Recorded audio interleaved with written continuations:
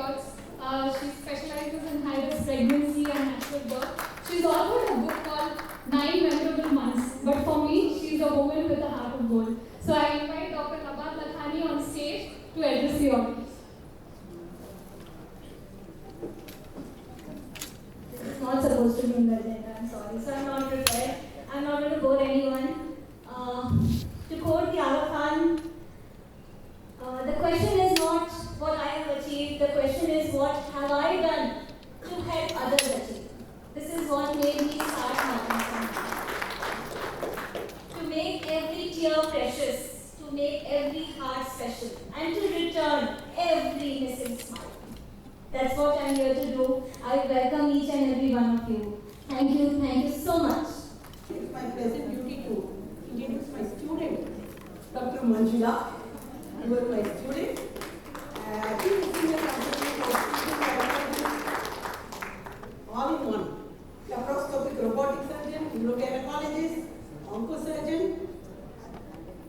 I don't know anything is left over now. She is a Padma Shri awardee and Guinness record holder for highest number of fibroids removed from a single patient, and first gynae robotic surgery in Asia Pacific using the Medtronic's Tuberas, and awarded surgeon of excellence by SRC USA in association with NMC Dubai. May I invite Manjula to come and give her address.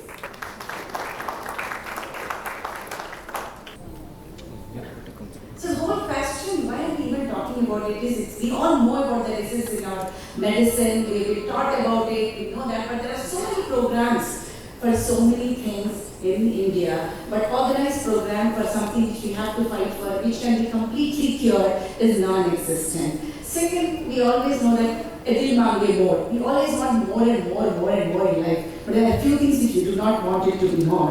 One is the population, but unfortunately we are number one in the world. And there are certain things we are proud to call as a health capital of the world. Like we have the fantastic facilities and doctors, but there are certain things we really don't want to be called as health capitals. That is the diabetes, one is thalassemia. But like Dr. Chandrakant said, unfortunately, we are the thalassemia capital of the whole world.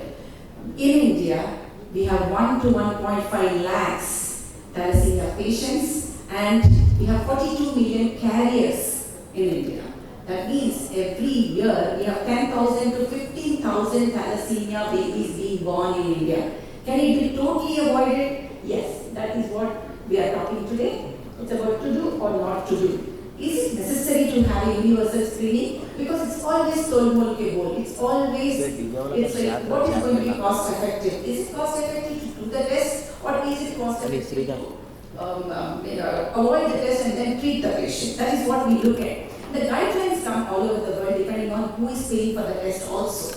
When it comes to RCOG or UK or USA, there's one statement which I heard from Dr. Bipin Sethi, which I asked him, can I just use it whenever I talk? And he said, yes. He said, unfortunately, we have the medically impoverished countries like USA and UK. And then he went on talking about something. Then I suddenly realized, true, why are we even comparing with USA and UK for any guideline? They are really medically impoverished countries because the bills are paid by government and not by the patient. If given a choice to the patient and tell that this is something which has to be done to avoid certain things, patient is going to get the test done. But if the government has to do it, that's when it's always balanced against the cost effectiveness in such a huge population. And huge population of what we have in India, is it cost effective to just detect, spend so much money and detect few people, is our question comes. So sometimes I say it's not the guidelines which we take it from the other part of the world which is important, which we have to decide about the diseases we have in India. That is like thalassemia, where we are leading, unfortunately, which we do not want to do. So do we need universal screening? What are the challenges? Like I said, first thing is accepting. We are all in the world of denial. It will not touch me.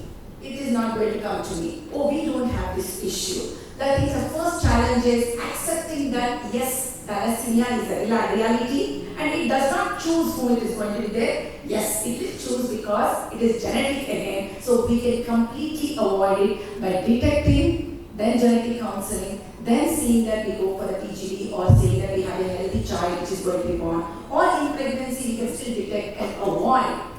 deceased baby from coming out. So we have such a long line of rope where we can take it, where we can avoid and make thalassemia free India, to start off with thalassemia free Telangana, like the way we talk.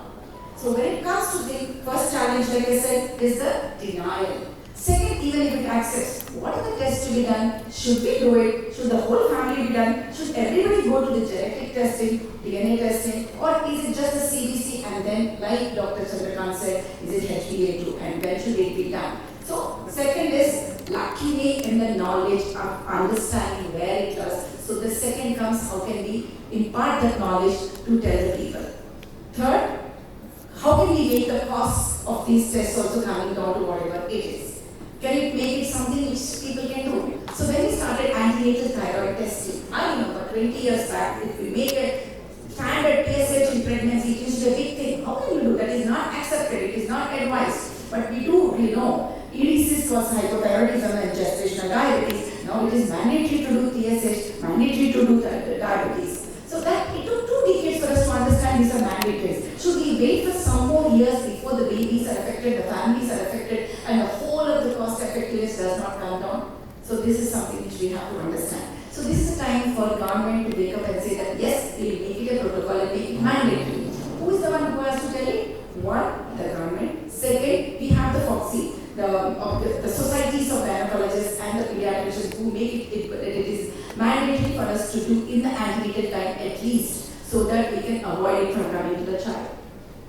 Next thing, there will be comparison between the cost of screening versus cost of treatment. Like I said, screening, whatever said, is something where we can just detect and avoid the whole deceased baby. At the most, carrier. Carrier is something which can stay with. Means carrier is somebody who doesn't have the disease, but we can just be sending it across.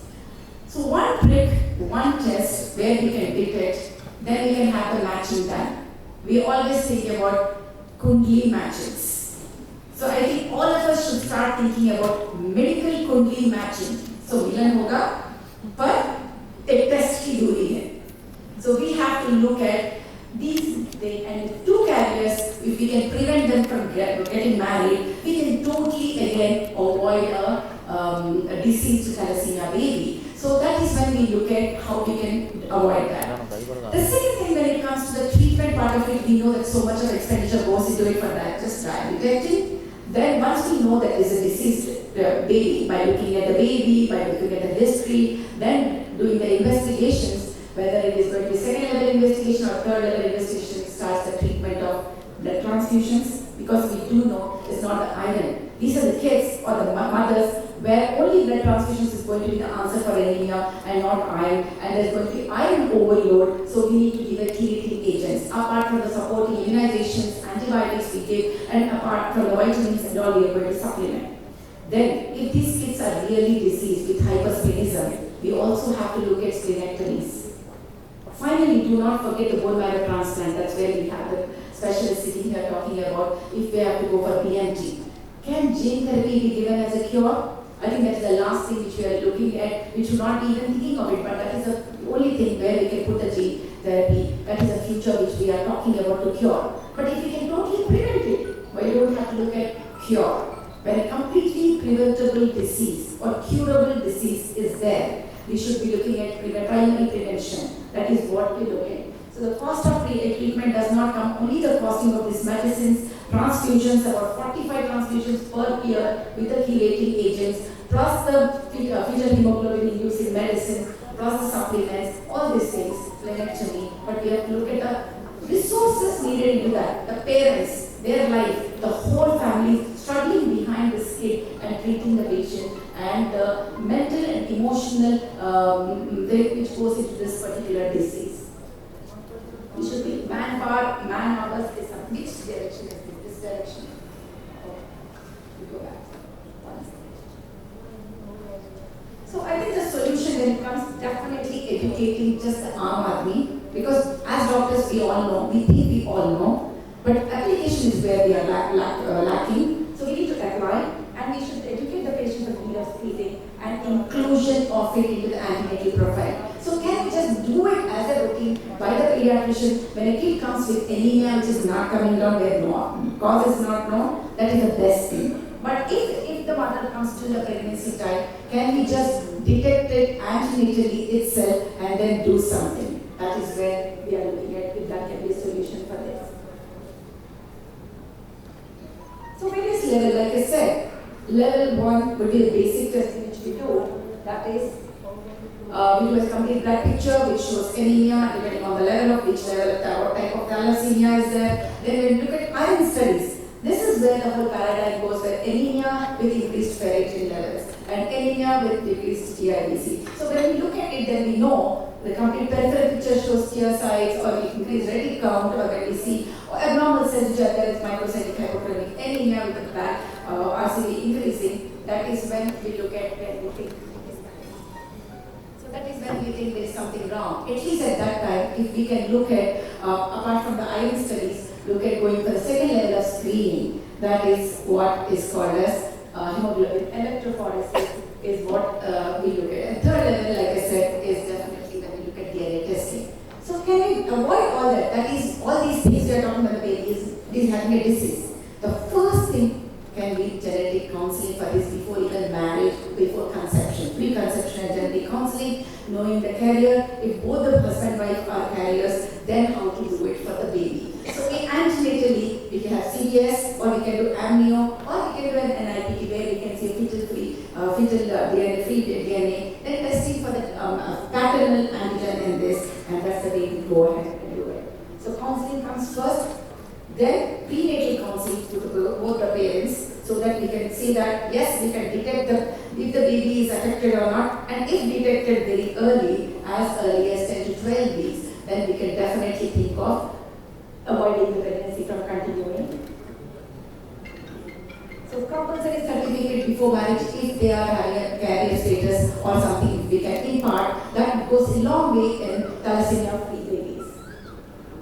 And should we, like I said, can we make it that all anemic patients who are not responding to iron therapy, or all anemic patients where we are not looking at a cause, we do not find a cause, can we do it mandatory to do a thalassemia testing, the HbA2, like Dr. Chandrakant has said, or doing an electrophoresis for that same thing is what where we should be looking at. So should we look at mandatory screening for everybody who is having anemia, or can we look at certificate before marriage, then coming retrospectively, prenatal counseling, then genetic counseling just before pregnancy? This is where we are. So once the child is born, for the carriers, we should be doing at day 5 so that we can label them whether they have escaped or in the carrier stages. So importance of universal screening is we have one disease. Like I tell when people are come for cancer, HPV vaccine, I said there is one cancer which can be prevented. There are only few things, HPV. So please take it. The same way, this is one disease which can be completely prevented. So please, there is preventable disease, think of it of universal screening, and lack of donors for blood transfusion, and people come and think that as if, I can say, paid pe hoga or mujhe paisa. It is like, blood de do, it is so easy. How can you get the donor? It doesn't come with money, and this is something which cannot be bought with money. So blood transfusions of such a huge number, and how many relatives do you have in today's nuclear family? That is what we look at. So thank you, Madam, and thank you TCSS for giving me this opportunity and making me the ambassador. And I hope that you all work towards universal screening for thalassemia and see that we can totally prevent it and make, like Dr. Chandrakant said, that we have to look at thalassemia-free Hyderabad and then Telangana and then India. Like 2023 has been to make it the thalassemia-free India, but we have not started any steps. So I think this is the first step towards that. Thank you. And they eradicated it. So that the people who are positive for minor thalassemia, they don't get married to a thalassemia minor girl. So that is how it went on. But I think it's going to be very, very difficult in our country. And at least a targeted screening has to be started here, and then we go on from there. And I think day 5 screening may not work out because the fetal hemoglobin will be high in these babies at that point of time. So we have to wait till 3 months to screen the babies for if at all the mother is a thalassemia minor, because one of the partners is thalassemia minor, Then we have to wait at least 3 months to screen. What the inheritance will be, Pragna is there, she will tell us what to do. So 30%, maybe the inheritance. So that we'll have to look at third month, the baby can be tested, and then the baby carries on with this report. So that is going to be very, very important. Yes, Dr. Amma, you can carry on. So very good afternoon here for the cause that in the process of preventing thalassemia. Just I would like to share one thing. Thalassemia and Sickle Cell Society is founded nearly 25 years ago. This year is the Silver Jubilee year. So kind of all these years, this is one of the kind of a NGO which is growing very quietly, nicely into a kind of towering heights. So you all, if you haven't visited, you must visit and trying to see how the people are working for a great noble cause. So with this background, I would like to invite Dr. Suman Jain, who has been kind of my colleague for a long time. She breathes in and out only one thing, working for Thalassemia and Sickle Cell Society. Very motivated, highly motivated, all the time working. All the people at the Thalassemia and Sickle Cell Society being like that, so that it's grew and helping many more children and trying to be a very good force in South India, talking about the Thalassemia and Sickle Cell disorders. So Suman Jain is been as a Chief Medical Officer and Secretary of TSCS and one of the founder member of the organization. She had played a pivotal role in the establishing the services, and particularly her work in the area of prevention of thalassemia along with the Fernandez is commendable, and her expertise extends. Actually, that's how she started initially with in the field of leprosy. She got started involving with the patients, thalassemia and sickle cell patients, and been doing a lot of work. Now, she's also a great committee member of Global Alliance for Sickle Cell Disease Organization. This I invite Dr. Suman Jain take on the mic, please.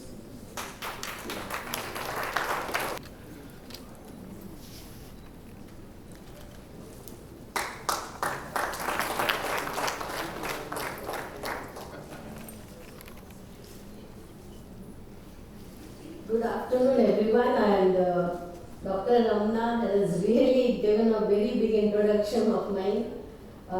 It's a small start, but we have worked together as a team in Thalassemia Sickle Cell Society. We have got the board members who are tirelessly working along. Everyone is working, everyone has to be given the credit. Thank you.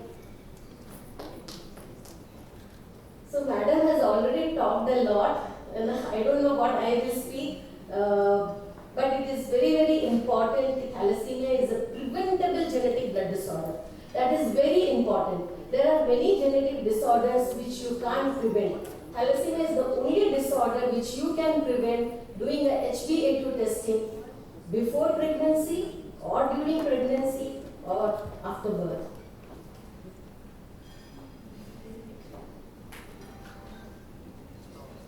So we both came together, Thalassemia Sickle Cell Society and Marham, for the only objective thalassemia-free Telangana. So we all know, I will just keep a short thing, the thalassemia is a genetic blood disorder of red blood cells, and there is a defective formation of the protein part of the hemoglobin which carries oxygen to all parts of the body, and in the result it gives energy. This results in a reduced rate of synthesis of one of the hemoglobin, either alpha, beta or delta, and accordingly the thalassemia is being affected. Like it could be an alpha thalassemia or beta thalassemia or delta thalassemia. Normal cells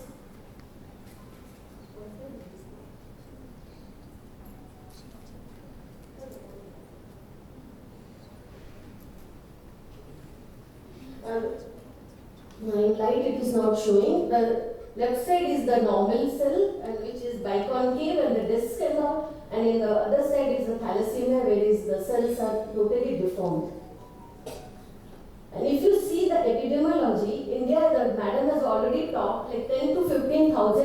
are born every year, and 3 to 4% of our population are thalassemia carrier. And in some ethnic groups, it may go up to 4 to 17%. And nearly 4 lakh children are born throughout the world. And in India, it's according to 10 to 15,000 children are born.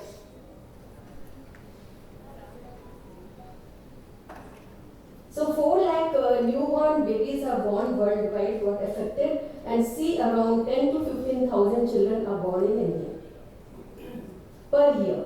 And same thing, and it is called the capital of thalassemia. I am not happy. I think nobody is happy to be called as the world capital of thalassemia. And average carrier frequency is 3 to 4%. And several ethnic already I have talked about 4 to 17%. And the growth rate, if it will be after 20 years, nearly 9 lakh thalassemia children will be there in the worldwide, and 95% will be in Asia, and especially in India and Middle East. And the management of thalassemia, first is the confirmation of diagnosis by HPLC or molecular testing, DNA analysis, management by regular blood transfusions, removal of excess iron by chelation therapy, which is very, very expensive, and management of complications like splenectomy or some infections, correction of hematopoiesis by bone marrow transplantation, which is a cure, and prevention of the disease by antenatal diagnosis and genetic counseling. So, in the context of diagnosis, the first two, one is the HPLC and the molecular testing, and second is the blood transfusion. And there is a difference between the transfusion-dependent thalassemia and non-transfusion-dependent thalassemia. And the cure is the bone marrow transplantation, and prevention is the genetic counseling and prenatal diagnosis. Genetics, I have already talked, if there is a defect in the globin chain of hemoglobin. So this is the genetics, like both the parents are carriers. It is a cartoon, like the father is also carrier, mother is also carrier. And every pregnancy, mind you, every pregnancy, 25% chance the child will be normal, 50% chance the child will be carrier, and 25% chance the child will be thalassemia when both the parents are carrier. Misconception is what? Like we used to listen from the patients. Misconception is 1 in 4 children will be affected if both the parents are carrier. This we used to listen from everyone. Why you have continued the pregnancy? Because my doctor said this time is the thalassemia child, next to a birth will not be thalassemia. But the fact is, 25% risk of bearing the affected child of every pregnancy if both the parents are carriers. This talk should be familiarized with the parents, because every pregnancy this is the scenario. So this is the left side is the normal red cell, and right side is the defected red cells. It doesn't have a life of 120 days. Is thalassemia preventable? Is thalassemia preventable? Yes. Very good. Yes, it is preventable. Need for prevention. What is the need for the prevention? One is there is a lack of awareness, leads to the delayed diagnosis and increased mortality rate in the affected person. That is the need for prevention. Because sometimes we have diagnosed patients only at the age of 10 years, when the spleen is hugely enlarged. Need lifelong blood transfusions and treatment. There is a lack of blood donors. Causes social, economic and financial burden either to the society or to the family or to the government. And impact of this financial burden on the family, society and the healthcare system. And the cost, which Madam has already talked, it is nearly 1.25 lakhs to 2 lakhs per annum, beyond reach for many, many families. Even in the higher middle class also, it is very difficult to manage this thalassemia treatment burden.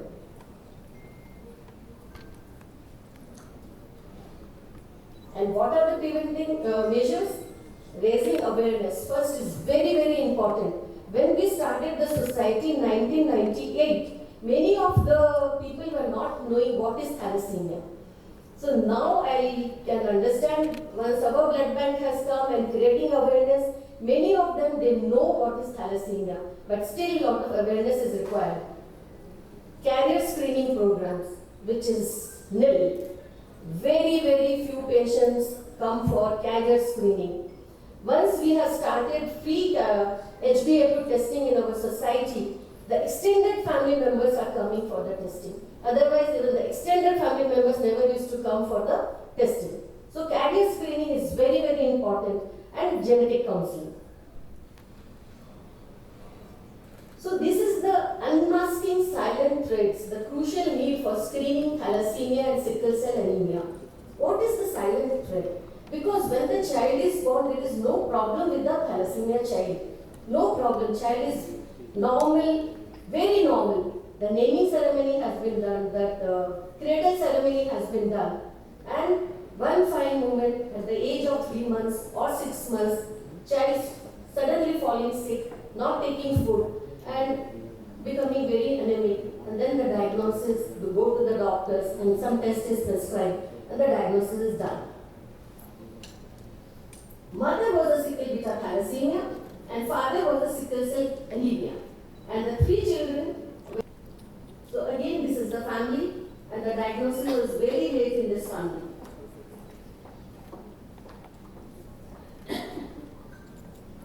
Because of lack of awareness, this is the latest case. Already talked, she has really worked hard for 20 years for diabetes and for thyroid disorder. But now the same thing is putting burden. In first 2 cases, there was no awareness, and in data screening. And the gynecologist and the obstetrician play a very crucial. Effective testing protocols must be used, and these tests, however, have a very high negative predictive value. If we have to go for of the population where you found the incidence is 4 to 17%, those populations can be screened. But with the screening, counseling. Just by profession, subspecializing into breast radiology. So I said, why is the bad here? Probably for her own scans or mammography, let's hope it's all good. And then she walks in and says, I said, hi, Nabad, then Has compared Lord Krishna with all the 9 precious gems, the ruby, the emerald, the sapphires, etc. So he says when he slayed Kamsa, he was like the sharp, vibrant diamond. When he danced on the serpent-hood Kaliya, he was like the yellow sapphire. And when he took the form of Lord Venkateshwara, he was like the scintillating blue sapphire.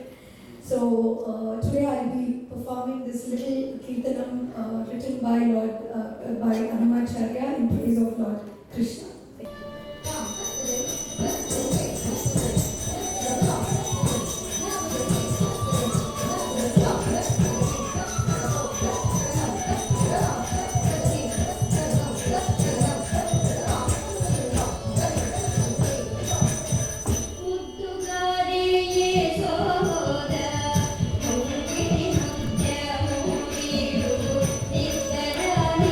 Mahimala, Deva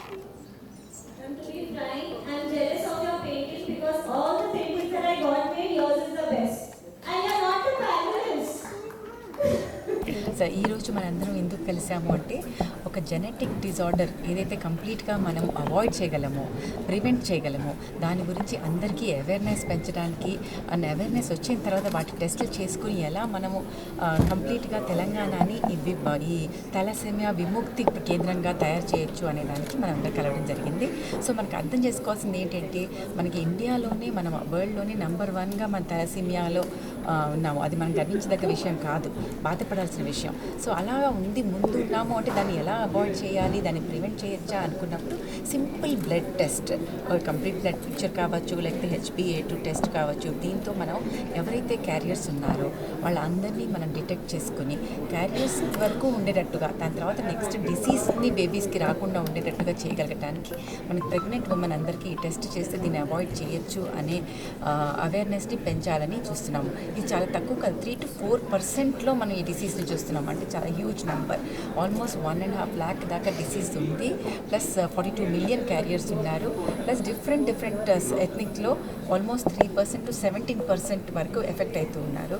so ఎవరికైతే ముందే మన carrier అని తెలుసో వాళ్ళని ఇంకొక క్యారియర్తో పెళ్ళి అవ్వకుండా మనం అవాయిడ్ చేసిన, పెళ్ళి అయిపోతే కనుక బేబీకి రాకుండా చూడటానికి ప్రీనేటల్ జెనెటిక్ అనాలిసిస్ చేయటము, అది అయిన తర్వాత కూడా మన ప్రెగ్నెన్సీ వచ్చేస్తే కనుక ఈ ప్రెగ్నెన్సీ డిటెక్ట్ చేసి మనం బేబీని, డిసీజ్డ్ బేబీ రాకుండా చేయటము, ఇట్లా అన్ని విధాలా మనం ఒక సెంటర్స్ని ఎక్కడికక్కడ చేసుకొని, లైక్ ఆల్రెడీ ఆల్ గైనకాలజిస్ట్ని ఇది ఒక యూనివర్సల్ స్క్రీనింగ్గా లేకపోతే టార్గెటెడ్ స్క్రీనింగ్గా, అంటే ఎవరిలో అయితే ఎనీమియా ఉండి ఏ రకమైన ట్రీట్మెంట్ ఇచ్చినా తగ్గటం లేదనుకుంటున్నామో వాళ్ళలో ఈ టెస్ట్ తప్పనిసరిగా చేసేటట్టుగా చేయాలని awareness for the doctors, for regular people, for the government to take up some rules. వీటి కోసం ఈరోజు మర్హమ్ ప్లస్ TSCS ఇది రెండు కలిసి, థాలసీమియా సొసైటీ ప్లస్ మర్హమ్ NGO రెండు కలిసి మనం ఈ ప్రోగ్రామ్ని అందరికీ అందుబాటులోకి తేవడం జరిగింది. Thalassemia being one of the most deadly genetic diseases in India, India being the capital of thalassemia. Today we have gathered here today in organization with Marham and Thalassemia Society to bring together the obstetricians who can be catalyst in eradicating thalassemia by just doing one simple test, which is HbA2. If we can spread this among ourselves, we can take it to the population and then we can prevent any thalassemia children to be born. Thank you. Thalassemia sickle cell society and Marham मिलके obstetric gynaecologist को हम लोग ने यहाँ पे जमा किया है, सो डैट हम ये अवेयरनेस फैला सके कि thalassemia is a preventable disorder. एक HbA2 टेस्ट फर्स्ट ट्राइमेस्टर में करें तो हम ये बीमारी को जड़ से मुक्त कर सकते हैं. साइप्रस एज अ कंट्री जिसने ये बीमारी को पूरा रोक दिया, जहाँ पे 50% से 70% of their population where thalassemia major, जिनको ब्लड ट्रांसफ्यूजन का ज़रूरत पड़ता था. अभी बिकॉज ऑफ दिस अवेयरनेस 1984 से वहाँ पे एक भी थैलेसीमिया बच्चा बॉर्न नहीं हो रहा है. ताइवान एक ऐसा कंट्री है जहाँ पे एंटीनेटल स्क्रीनिंग मैंडेटरी है, गवर्नमेंट प्रोग्राम है, जिसके कारण वहाँ पे जहाँ 25 से 30% उनके बच्चे जो थैलेसीमिया मेजर होते थे अभी 0.001% हो गया है. लास्ट 20 ईयर से ये प्रोग्राम चल रहा है. यही प्रोग्राम हम चाहते हैं हमारी इंडियन गवर्नमेंट भी ये प्रोग्राम को फॉलो करे, सो डैट हम ये थैलेसीमिया बच्चों को प्रिवेंट कर सकें बॉर्न होने.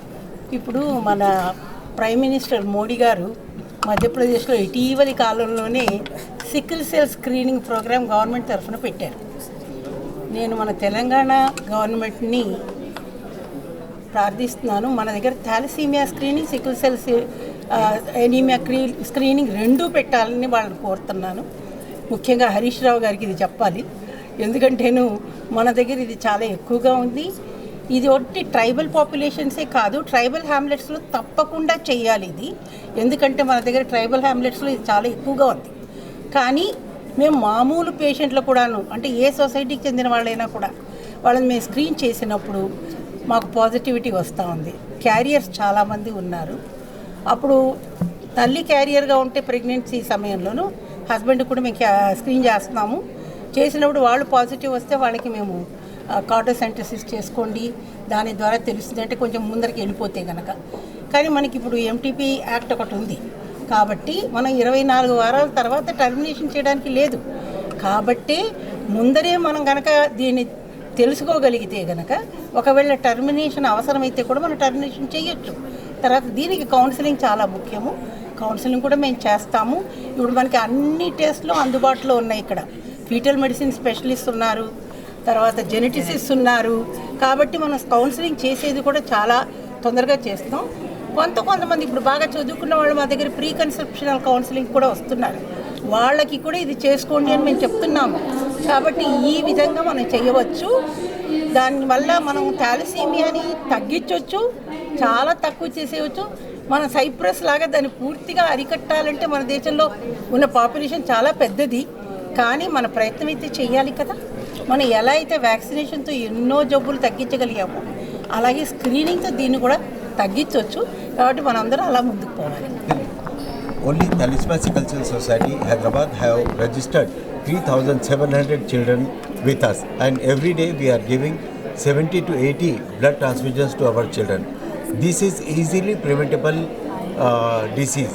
As Madam told, thalassemia can be prevented by a very simple test, HbA2, in first trimester of the pregnancy of the pregnant lady.